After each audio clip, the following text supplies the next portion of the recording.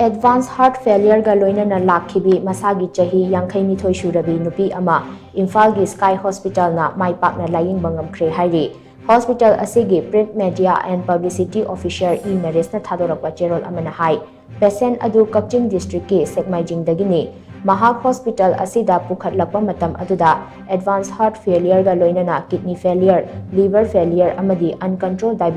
diabetes ka Loinana